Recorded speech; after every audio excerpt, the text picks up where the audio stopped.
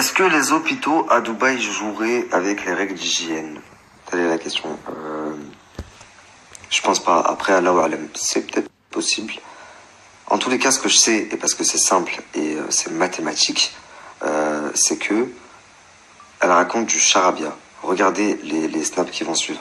Cette fois-ci, on a décidé d'attendre la fin des 3 mois pour dire à notre famille que je suis de nouveau enceinte, pour aussi ne pas les affecter au cas où il y aurait un problème.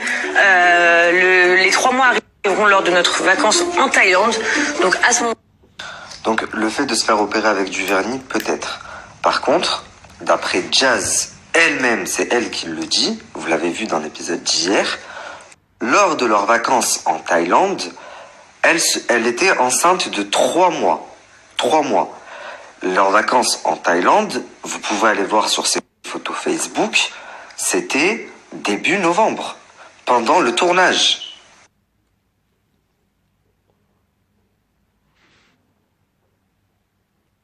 Donc comme vous pouvez le voir dans le post que j'ai mis juste avant, la photo que Laurent a mis date du 3 décembre. Et cette photo, ils étaient en Thaïlande, c'était lors de leurs vacances en Thaïlande. Donc pendant les vacances en Thaïlande, elle dit être enceinte de 3 mois, je vous rappelle.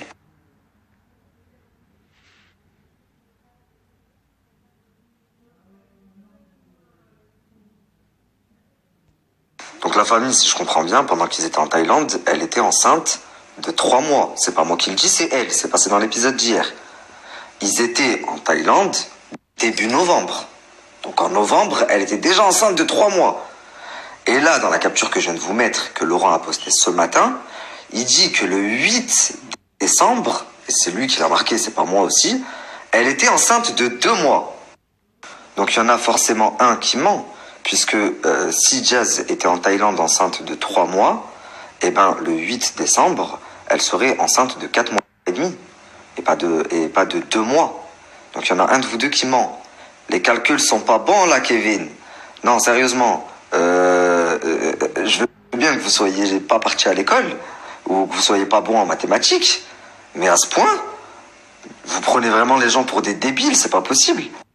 En plus de ça, Laurent affirme que Jazz a perdu sa fille pour bien attendrir les gens. Mais si le 8 décembre, elle était enceinte de 2 mois, comment est-ce que vous savez que c'est une fille? Parce qu'il faut au moins être enceinte de 4 mois pour savoir si c'est une fille ou un garçon.